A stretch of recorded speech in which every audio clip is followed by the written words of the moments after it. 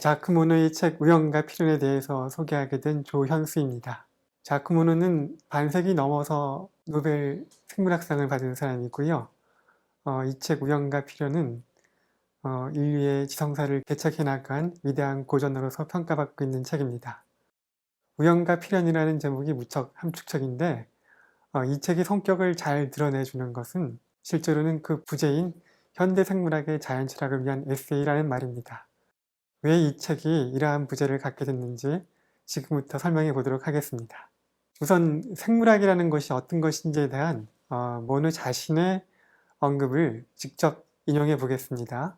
모노는 이 책의 처음 부분에서 다음과 같이 얘기합니다. 생물학은 학문의 세계에서 주변적인 동시에 중심적인 위치를 차지한다. 무슨 말일까요? 우선 모노는 생물학이 주변적인 위치를 차지하는 이유에 대해서 다음과 같이 얘기합니다. 생명의 세계가 광대한 물질 세계 속의 아주 작은 부분만을 차지하고 있기 때문에 그 작은 부분을 다루는 생물학은 주변적인 위치를 차지할 수밖에 없다는 것입니다. 그렇다면 이러한 생물학이 중심적인 위치를 차지할 수 있는 이유는 또 무엇일까요? 거기에 대해서 모노는 다음과 같이 얘기합니다.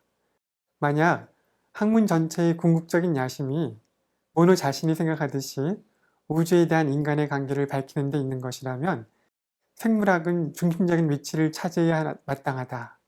왜냐하면 생물학은 인간 본성에 관한 문제를 형이상학적인 방식과는 다른 방식으로 풀려 할 때 가장 먼저 해결해야 될 문제들의 핵심으로 곧바로 접근하려 하는 학문이기 때문이다. 왜 생물학이 인간 본성의 문제를 풀려 할 때 가장 먼저 해결되어야 할 문제에 곧바로 접근할 수 있는 학문인지 이제부터 보도록 하겠습니다. 모노에 따르면 현대 생물학의 정설인 신다인주의, 그 신다인주의의 발달은 우리 인간이 어떤 존재인지 또한 우리가 살고 있는 이 우주가 어떤 존재인지에 대해 이전과는 근본적으로 다른 새로운 이해를 가지게 해준다고 주장합니다. 진화에 대한 다윈의 이론과 그리고 20세기 들어서 발전하기 시작한 현대 유전학, 이 두 가지 이론이 결합해서 만들어진 것을 신다인주의라고 얘기합니다. 모노에 따르면 이러한 신다인주의가 단지 생명현상이 어떤 것인지에 대해서 뿐만 아니라 우리가 사는 이 우주 전체의 본질이 무엇인지에 대해서 근본적으로 새로운 이해를 가져다 줄 수 있다고 생각하기 때문에 모노는 자신의 책에다 현대 생물학의 자연철학적 이해라는 부제를 붙일 수 있게 된 것입니다. 신다인주의가 왜 또 어떻게 우주에 대한 근본적으로 새로운 이해를 가져오는지에 대해서 얘기해 보도록 하겠습니다. 제목은 역학의 근본성이라고 할 수 있는데요. 역학이라는 것은 운동과 변화를 연구하는 학문을 얘기합니다. 그리고 이러한 역학이 우리가 우주를 이해하려 할 때 가장 근본이 되는 학문이라고 할 수 있습니다. 왜 그런지 생각해 봅시다. 우리가 살고 있는 이 세계, 즉 우주 혹은 자연으로 불리는 이 세계를 이해하기 위해서 우리는 어떻게 해야 할까요? 아마 가장 좋은 방법은 이 세계의 모든 것이, 즉 자연 속에 있는 모든 것이 한시도 멈추지 않고 계속적인 운동과 변화 속에 있다는 상태, 그 사실로부터 출발하는 것이 이 세계를 이해할 때 우리가 가장 기본적으로 출발할 수 있는 방법일 것입니다. 그러므로 우리가 사는 이 세계를 이해하려면 이 세계의 모든 것에 적용되는 가장 보편적이면서 가장 근본적인 특성인 이 운동과 변화를 이해하는 것이 세계를 이해할 때, 우주를 이해할 때 가장 근본적으로 필요한 것으로 보입니다. 이러한 역학이 우주를 이해하려는 우리들의 노력의 근본이 된다는 것에 대해서는 동서양의 이해에 있어서 차이가 없습니다. 중국의 주역이라든지 또 인도의 불교의 연기법이라든지 서양의 자연학, 이것들이 모두 운동과 변화를 이해하려 하는 역학의 이론들이라고 할 수 있습니다. 자, 운동을 이해한다는 것, 그건 어떻게 이루어질 수 있는 것일까요? 아마 다음과 같은 운동과 관련된 몇 가지 물음들을 제기할 수 있을 것입니다. 우선 운동이란 왜 일어나는가, 즉 운동을 일으키는 원인에 관한 물음을 제기할 수 있을 것입니다. 또 운동이란 어떻게 일어나는가를 물을 수 있을 것입니다. 즉 운동의 규칙에 대한 물음, 운동이 따르는 규칙이 있는가 없는가, 그러한 규칙이 있다면 그러한 규칙은 어떤 규칙일까라는 걸 묻는 물음이 가능할 것입니다. 또 더 나아가서 운동이라는 것이 추구하는 목적이라고 할 수 있는 것이 있는가, 즉 운동은 또 변화는 목적을 추구하면서 일어나는 것인가 혹은 그렇지 않은 것인가 등등의 문제를 운동과 관련해서 물을 수 있을 것입니다. 오랫동안 인류는 운동을 이해하는 데 있어서 목적론적인 사고를 가지고 운동을 이해하였습니다. 즉 운동이라는 것은, 자연스럽게 모든 운동과 변화라는 것은 어떤 목적을 지향하여 일어난다 라고 생각해 왔습니다. 그리고 생물학의 영역에서도 이와 같은 목적론적인 사고가 지배적이었습니다. 이제부터 생명체를 특징 짓는 중요한 현상 하나를 살펴보는 것을 통해서 왜 이와 같은 목적론적인 사고가 인류의 사상을 오랫동안 지배해올 수 있었는지 이해해 보도록 하겠습니다. 간단한 현상이라고 얘기한 것은 사람이 사람을 낳는다라는 현상입니다. 사람이 사람을 낳지 당나귀를 낳거나 개를 낳거나 국화꽃을 낳거나 혹은 사람을 낳는데 실패하거나 하는 경우는 거의 없다는 얘기입니다. 그러니까 겉으로 보기에는 언제나 사람이 사람을 낳는 일이 안정적이고 규칙적으로 이루어지기 때문에 이러한 현상이 매우 간단한 일로 보이지만, 또 당연히 그럴 수밖에 없는 일인 것으로 보이지만, 실은 이러한 일이 어떻게 그렇게 성공적으로 일어날 수 있는지를 이해하는 것은 진실로 이해하기 어려운 기적 같은 놀라운 일입니다. 사람이 거의 예외 없이 항상 규칙적이고 안정적으로 사람을 낳을 수 있는 이유가 무엇이냐는 것입니다. 이 일이 왜 이해하기 힘든 기적 같은 일인지를 한번 이해해 보도록 하죠. 이 일이 얼마나 어려운 일인지를 비교하기 위해서 한 가지 예를 들겠습니다.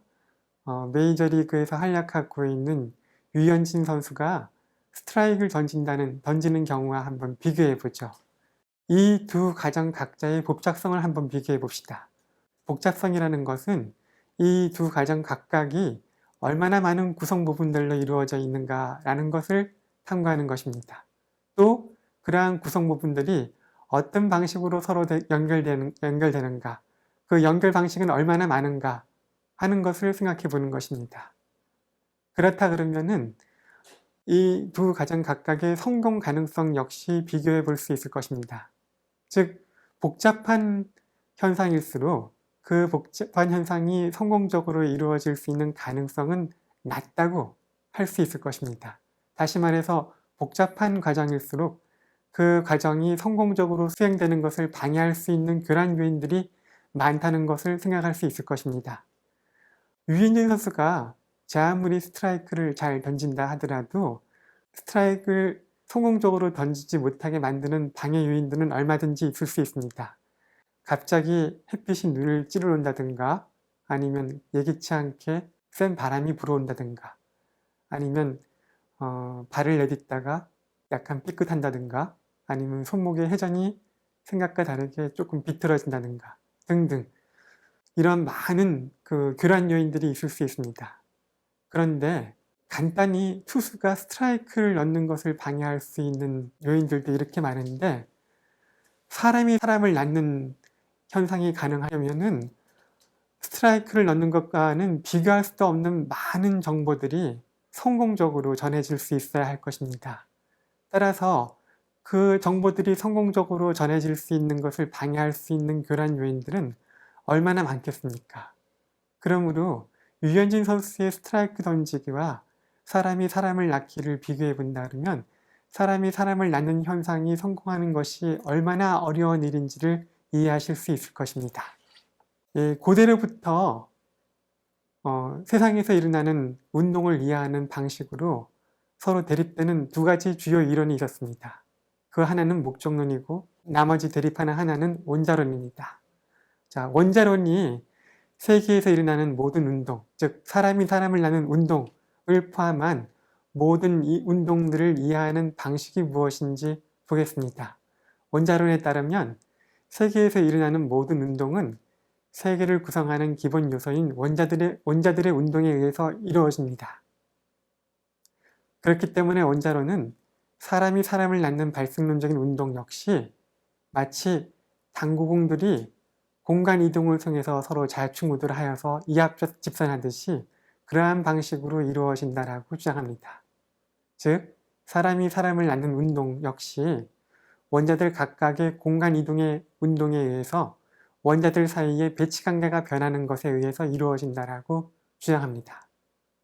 이러한 원자론에 대해서 목적론은 다음과 같이 비판합니다. 과연 맹목적으로 이루어지는, 즉 어떤 목적을 지향하는 것 없이 이루어지는 이와 같은 원자들의 이합집산 운동에 의해서 사람이 사람을 낳는 것과 같은 복잡한 일이 항상 그렇게 안정적이고 규칙적으로 이루어질 수 있겠는가? 라고 반문하는 것이죠. 여기서 중심이 되는 말은 안정적이고 규칙적으로 이루어진다라는 것입니다. 목적론은 사람을 낳는 일이 어떻게 가능한지에 대해서 다음과 같이 설명합니다. 사람이 사람을 낳는 일이 안정적이고 규칙적으로 일어나기 위해서는 사람의 발생에 관여하는 원자들, 즉 수많은 원자들의 운동이 사람이라는 목적을 지향하는 방식으로 이루어져야 한다고 주장합니다. 즉, 사람이라는 목적이 존재하고 있으며 원자들의 운동이 이 목적의 힘의 개입에 의해 이루어지기 때문에 사람이 사람을 낳는 복잡한 과정이 그것을 방해할 수 있는 수많은 교란 요인들의 존재에도 불구하고 이러한 방해 가능성을 이겨내고 그처럼 항상 안정적이고 규칙적으로 성공적으로 이루어질 수 있다라고 주장하는 것입니다. 그렇기 때문에 목적론도 생명체를 포함한 자연의 모든 것이 원자들로 이루어져 있다는 사실을 받아들입니다. 즉, 모든 것이 원자들로 이루어져 있다는 원자론의 주장을 목적론이 거부하는 것이 아닙니다. 하지만 목적론은 원자론이 부정하는 목적의 존재를 주장합니다. 즉, 자연의 모든 것이 목적이 존재하지 않는 가운데 원자들의 운동으로만 이루어진다라고 주장하는 원자론에 반대해서 목적론은 사람이 사람을 낳는 것과 같은 복잡한 현상이 규칙적이고 안정적으로 가능할 수 있으려면 목적의 개입이 반드시 있어야 한다라고 주장하는 것입니다. 목적론의 핵심적인 사고를 다음과 같이 요약할 수 있을 것입니다. 자연 속에는 사람이 사람을 낳는 것과 같은 규칙적이고 안정적인 현상들이 존재합니다. 이건 사실이죠. 근데 이러한 사실이 가능하기 위해서는 자연 속에 목적이 존재하고 있어야 하며 이 목적이 원자들의 운동을 어떤 일정한 방향으로 이끌 수 있는 힘으로 작용하고 있어야 한다고 주장하는 것입니다. 즉, 자연 속의 운동은 어떤 목적의 힘이 작용하고 개입함으로써 이루어진다라고 목적론은 주장하는 것입니다. 이것이 인류의 사고를 오랫동안 지배해왔던 목적론적 역학의 개괄적인 내용입니다. 목적론을 체계화시킨 사람이 아리스토텔레스라는 고대 그리스 철학자인데요. 아리스토텔레스가 제시한 목적론적 역학이라는 것이 적어도 서구의 세계에서는 2000년이 넘는 세월 동안 인류의 사고를 지배해왔죠. 우리는 방금 전까지 사람이 사람을 낳는다라는 생물학적인 현상에 대해서 목적론적인 사고가 어떻게 적용되는지를 간략하게 살펴보았습니다. 그런데 이러한 목적론적인 사고가 생명의 현상이 아닌 생명 없는 물질의 현상에 대해서도 적용될 수 있을까요? 문제는 이것입니다. 이러한 목적론적인 설명이 과연 생물학적인 영역을 넘어 물리적인 영역의 현상에도 적용될 수 있을까 하는 것이 문제입니다. 왜냐하면 자연이 하나라면 생물학적 영역을 설명하는 논리와 생명 없는 물질들의 세계인 물리적인 영역을 설명하는 원리가 서로 달라서는 안 될 것입니다. 그러므로 생명 없는 물질의 운동도 어떤 목적을 지향하여 이루어지는 목적지향적 운동이라고 설명할 수 있을 때에만 목적론적인 역학이 성공할 수 있을 것입니다. 이제부터 어떻게 물리적인 현상에 대해서 목적론적인 설명 방식이 적용될 수 있는지에 대해서 살펴보도록 하겠습니다. 역시 원리는 같습니다. 생물학적 현상을 설명할 때와 마찬가지로요. 물리적 현상들도 규칙성과 안정성을 띠고 있는 것 같습니다. 즉, 물리적 현상들에 있어서 설명돼야 할 사실도 역시 다음과 같은 것입니다. 돌은 예의 없이 규칙적이고 안정적으로 위에서 아래로 떨어지는 것 같으며, 불은 예의 없이 아래에서 위로 솟구치는 것 같으며, 공기는 예외 없이 옆으로 흐르는 것 같습니다. 만약 원자론자들이 주장하듯이 이러한 현상들이 원자들의 상호 충돌에 의해서 이루어지는 원자들 간의 배열 상태의 변화에 의해서 이루어지는 것이라고 한다면, 원자들의 배열 상태의 변화는 매번 달라진 상태를 만들어낼 공산이 크지, 이와 같은 규칙성과 안정성, 즉 돌이 매번 예외 없이 안정적으로 아래로 떨어지는 그러한 현상을 만들어낼 가능성은 희박한 것 같습니다. 그렇기 때문에 아리스토텔레스는 돌이 예외 없이 위에서 아래로 떨어지는 이유를 다음과 같이 설명합니다. 돌을 구성하는 흑성분, 돌은 지수, 합풍이란 요소들 중에 대체로 흑성분이 많이 기입돼서 이루어져 있겠죠. 그 돌을 구성하는 흑성분의 분레자리가 우리 아래쪽에 있는 땅이라는 것입니다. 그러므로 돌이 아래로 떨어지는 것은 돌이 자신의 본래 자리인 땅으로 되돌아가고자 하는 목적 지향적 운동을 하기 때문에 돌은 항상 예외 없이 아래로 떨어진다는 것입니다. 이상하신가요? 원자들의 배열 상태의 변화에 의해서 돌의 운동을 설명하려면은 돌은 어떤 때는 위로도 올라가고 어떤 때는 옆으로도 날아가고 어떤 때는 아래로도 떨어져야 될 것 같은데, 저는 오히려 이처럼 돌의 본래 자리가, 흑성분의 본래 자리가 아래이니까 돌은 항상 안정적으로 아래로 떨어진다라는 이러한 목적지향적인 설명이 오히려 더 제가 들으면 더 맞는 것처럼 들립니다. 그렇다면 우리는 같은 목적론적인 원리에 의해서 불이 왜 항상 위로 솟구치는지도 설명할 수 있을 것 같습니다. 오늘날은 빛에 의한 공해가 심하기 때문에 그 밤하늘의 별들을 볼 수 있는 기회가 많이 없지만, 그러한 인위적인 조명의 방해가 모두 사라지고 여러분들이 밤하늘을 올려다본다고 생각해 보십시오. 그때 여러분들에게 별이 어떻게 보일까요? 어릴 때 제가 별을 볼 때는 별들이라는 것은 순수한 불의 기운이 깨끗하게 응결되어 있는 것이라는 그런 상상을 하게 만들었습니다. 즉, 아리스토텔레스나 그 당시의 사람들도 별들에 대해서 그런 인상을 가졌겠지요. 즉, 별이라는 것은 순수한 불기운이 응축되어 있는 것이기 때문에 불은 항상 자기의 본래 자리인 저 하늘로, 별이 있는 하늘로 올라가려는 운동을 하게 된다라고 그렇게 생각하는 것입니다. 즉, 마찬가지 이유로 공기라는 것은 불과 땅, 흙 사이의 중간지대에 있기 때문에 공기의 운동은 항상 옆으로 흐르는 것으로 이루어진다라고 목적론적인 원리에 의해서 설명하게 되는 것입니다. 이와 같은 목적론적인 역학체계가 아까 말씀드렸듯이 서구의 과학을 2000년 동안 지배해 왔습니다. 그런데 이러한 목적론적인 역학의 설명 방식을 뒤집는 것을 우리가 데카르트나 갈릴레이 등의 사람들에 의해서 시작된 근대 역학, 그 근대 역학이 일으킨 혁명이라고 얘기합니다. 근대 역학이 어떻게 시작된 것인지 간단히 얘기해 보도록 하겠습니다.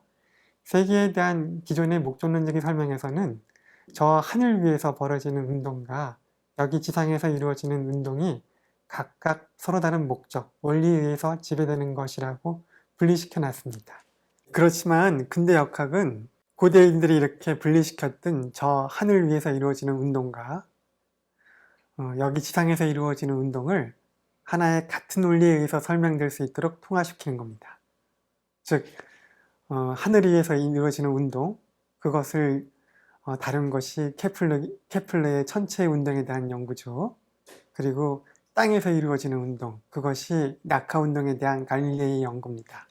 이 두 가지를 통합시킨 것이 바로 우리가 알고 있는 뉴턴의 역학체계입니다. 이러한 뉴턴에 의해서 통합된 근대 역학이 자연 속의 모든 운동을 어떻게 설명하는지 간단히 설명해 보겠습니다.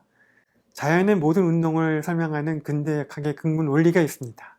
그 근본 원리가 바로 뉴턴 역학의 두 번째 공리인 관성의 원리 혹은 불활성의 원리라고 하는 것입니다. 불활성의 원리, 관성의 원리가 어떤 것이죠? 다음과 같이 진술할 수 있을 겁니다. 모든 것은 외부에서 어떤 힘이 주어지지 않는 한 자신의 운동 상태를 그대로 유지하려는 성향을 가지고 있다 라는 것이죠. 뉴턴은 이것을 자신의 체계의 공리로 삼았습니다. 공리라는 것은 가장 먼저 전제로 내세우는 것입니다. 즉, 그것 자체보다 앞서 있는 다른 것으로부터 유도되는 것이 아닙니다. 다른 것으로부터 옳다고 검증되어 나오는 것이 아니고요. 그것 자체가 가장 먼저 전제되는 것으로서 다른 것들이 따라 나오기 위한 토대가 되는 것입니다. 쉽게 얘기해서 그렇다고 하자라고 가정하는 것이 공리입니다. 그렇기 때문에 이 공리는 그것 자체로서는 옳은지 그런지 알 수 없습니다. 하지만 그 공리로부터 따라 나오는 결론들이 우리가 경험하는 현상들을 잘 설명해 줄 수 있을 때 그 공리를 정당한 것으로 받아들일 수 있게 되는 것입니다. 자, 여러분들은 이러한 간성의 원리의 의미가 다음과 같은 것이라는 것을 알 수 있을 것입니다. 즉, 자연의 모든 것은 외부에서 조작이 가해지지 않는 한 자신이 가진 물리화학적인 속성에 따라 움직이는 것, 작용하는 것일 뿐 어떤 목적을 지향하는 방식으로 운동하는 것이 아니다라는 것을 저 불활성의 공리가 의미하는 것이라는 걸 아실 수 있을 것입니다.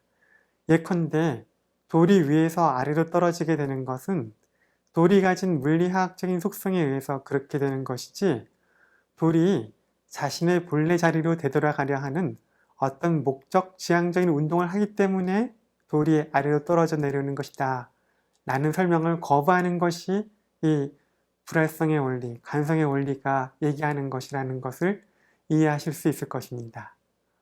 이러한 관성의 원리의 의미를 모노는 자연은 프로젝티브한 것이 아니라 오브젝티브한 것이다 라고 얘기하는 겁니다. 프로젝티브하다는 뜻은 의도를 기획하는 것, 그런 의미이죠. 예, 아브젝티브하다는 것은 그런 프로젝티브하다는 것과 반대되는 의미를 얘기하는 것이고요. 자연이라는 것은 프로젝티브한 것이 아니라 오브젝티브한 것이다 라는 것이 바로 자연의 객관성이라는 것입니다. 모노는 다음과 같이 얘기합니다. 과학의 방법은 자연의 객관성이라는 공리 위에 근거를 두고 있는 것이다. 즉, 현상을 설명하는 데 있어서 어떤 목적이나 프로젝트, 의도를 끌어들이는 모든 해석은 자연에 대한 참된 인식에 도달하지 못하는 것으로 체계적으로 거부하는 것이 과학이다 라고 모노는 주장합니다. 그렇기 때문에 목적인을 거부하는 것, 이 원리는 단순히 근대 역학의 기초만을 이루고 있는 것이 아니라 아리스토텔레스의 자연학과 우주론을 배격함으로써 현대과학의 지식의 논리 전체의 기초를 이루고 있는 것이다 라고 모노는 주장합니다. 이러한 근대 역학의 근본 공리인 불활성의 공리로부터 우리는 근대 역학이 부딪힌 공경이 무엇인지 이해할 수 있을 듯합니다. 물리적인 세계의 운동, 예컨대 천체의 운동이나 돌의 낙하 운동 같은 것들이 전혀 목적 지향적 운동이 아니라는 것을 보여주는 데 있어서는 17세기로부터 발달한 근대 역학이 거대한 성공을 거두어 왔습니다.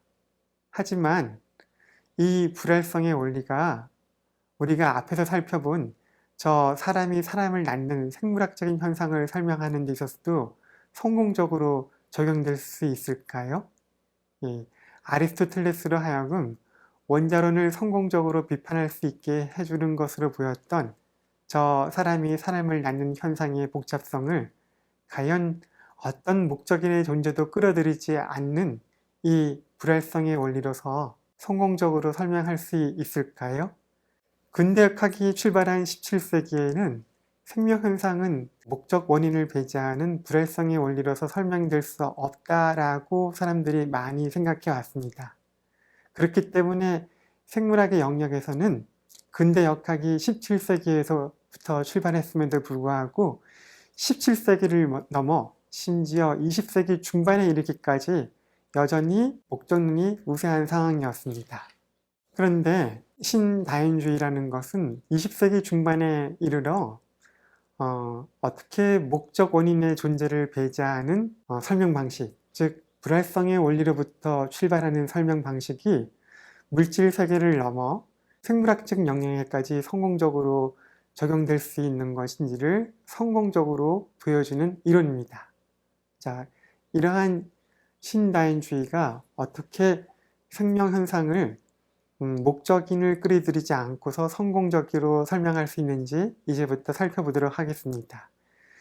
생명체의 현상을 설명한다는 것은 생명체가 가진 가장 근본적인 두 가지 특징을 성공적으로 설명할 수 있어야 한다는 것을 의미합니다.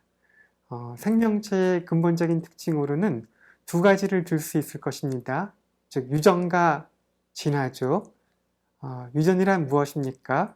그것은 생명체의 구조가 한 세대에서 다음 세대로 넘어가며 계속 불변적으로 자기를 복제해 간다는 것을 얘기합니다. 다른 한편 진화라는 것은 생명체의 구조가 한 세대에서 다음 세대로 넘어가며 계속 상향적으로 그 구조가 발전되어 나간다는 것을 의미합니다. 그러므로 생명체를 무생물로부터 구분짓는 이 두 가지 생명체의 핵심적인 특징은 서로 간에 모순의 관계에 있는 것으로 보입니다. 즉, 유전은 생명체의 구조가 계속 불변적으로 복제된다는 것을 말하는 것이고, 진화는 불변적으로 복제된다는 것이 아니라 상향적으로 변화한다, 발전한다라고 얘기하는 것처럼 보입니다. 즉, 서로 모순되는 관계에 있는 것처럼 보이지요. 그러므로 생명체를 설명할 때의 문제라는 것은 어떻게 서로 모순되는 듯이 보이는 이 두 가지 근본적인 특성을 생명체가 자기 한 몸에 지닐 수 있는지를 해명하는 것이 중심 문제가 되는 것입니다. 신다인주의는 이 생명체와 관련된 문제를 다음과 같이 해명합니다. 즉, 신다인주의에 따르면 생명체의 본질은 불변적인 자기 복제에 있습니다. 그러니까 신다인주의는 생명체란 불변적인 자기 복제의 능력을 가진 물질, 오늘날 이것을 DNA라고 얘기를 하죠. 이 물질은 오로지 자기 자신이 가진 정보를 그대로 복제해내는 능력만 가지고 있습니다. 다시 말해서 이 물질은 자기 자신이 가지고 있는 정보를 스스로 바꿀 수 있는 능력이 없으며 또한 외부의 교란이 와서 자기 자신이 가지고 있는 정보를 변경시키는 것을 막을 수 있는 능력도 없습니다. 그러므로 이 DNA란 물질은 어떤 외부 요인에 의해서 그 물질 위에 어떤 변경이 가해지든 간에 이 DNA란 물질은, 즉 자기 복제 능력을 가진 물질은 그렇게 해서 변경되게 된 자신의 정보를 그대로 복제해낼 수 있는 능력만 가지고 있는 것입니다. 이처럼 유전을 근본적인 생명체의 특징으로 두는 신다인주의가 불변적인 자기 복제를 의미하는 유전과 모순되어 보이는 진화는 어떻게 설명하는지에 대해서 살펴보겠습니다. 진화라는 것은 생명체의 구조가 상향적으로 발전하는 거죠. 그런데 생명체의 구조라는 것은 자기를 복제해낼 수 있는 능력을 가진 물질, 즉 DNA가 갖고 있는 정보가, 이걸 우리가 유전 정보라고 합니다. 유전 정보가 표현된 것입니다. 서로 다른 구조를 가진 생명체들은 생존을 위한 상호 경쟁을 벌이게 되고 결국 생존에 유리한 구조를 가진 생명체가 살아남아 번식할 수 있는 기회를 많이 얻게 될 것입니다. 즉 번식이라는 건 자기 복제를 얘기하죠. 그리고 이처럼 생존에 유리한 구조가 살아남아서 선택되는 것을 자연선택이라고 얘기합니다. 그러므로 자기 복제 능력을 가진 물질에 생긴 변화들 중에서 생존에 유리한 구조로 표현될 수 있는 변화들만이 다음 세대로 복제될 수 있게 되며, 그렇게 해서 다음 세대로 복제될 수 있는 이러한 변화에 의해서 진화가 이루어지는 것이라고 신다인주의는 설명합니다. 그렇기 때문에 신다인주의가 생명체를 어떻게 이해하는지 우리는 이해할 수 있습니다. 신다인주에 따르면 진화라는 것은 생명체의 본질이 아닙니다. 다시 말해 생명체가 진화를 하게 되는 것은 생명체가 진화를 목적으로 추구하기 때문이 아닙니다. 진화를 가져오는 원인은 DNA상, 즉 자기 복제 능력을 가진 물질상에서 생기는 변화인데, 아까 말씀드린 것처럼 이러한 변화는 생명체 자신의 의지에 의해서 자발적으로 생겨날 수 있는 것이 아니죠. 오로지 외적 요인의 교란에 의해서 생겨날 수 있는 것입니다. 그렇기 때문에 생명체는 외적 요인에 의해서 발생하게 된 이러한 변화를 단지 수동적으로 받아들여 복제해낼 수 있을 뿐입니다. 그런데 이처럼 생명체가 자기 자신이 스스로 원하지 않는 가운데 어쩔 수 없이 겪게 된 이러한 변화들 중에서 그 생명체의 생존에 유리한 구조로 표현될 수 있는 변화들이 우연히 있을 수 있는 것입니다. 그리고 바로 이러한 우연히 얻어 걸린 운전 변화들 덕분에 진화가 이루어진다라고 신다인주의가 설명하는 것이죠. 예, 여러분들은 생명을 이해하는 이러한 신다인주의의 이해가 어떻게 자연을 설명하는 근대역학의 근본적인 원리인 불활성의 원리, 즉 간성의 원리를 생명체의 근본적인 현상인 유전과 진화의 차원에도 성공적으로 적용할 수 있는지를 이해하셨을 겁니다. 어떻게 신다인주의에 의해서 오늘날의 과학이 생명 없는 물질 세계를 이해하는 원리를 생명의 영역에까지 그대로 고스란히 적용할 수 있는지를 이해하실 수 있게 되셨을 겁니다. 그렇다면 여러분들은 오늘날의 과학이 어떻게 해서 이 우주 전체를 이해하는지도 이해하실 수 있게 되셨을 겁니다. 바로 이것이 우리가 소개한 이 책 우연과 필연이 현대 생물학의 자연철학적 이해라는 부제를 가지게 된 이유입니다. 그렇다면 현대과학이 이해하는 이러한 우주 속에서 살아가는 우리의 인간의 삶은 어떤 의미를 가지고 있는 것이고 우리 인간은 무엇을 희망해도 좋은 것일까요? 이 문제에 대해서는 여러분들이 책을 직접 읽으시면서 이해하고 생각해 보기를 권해드립니다. 이상으로 마치겠습니다. 감사합니다.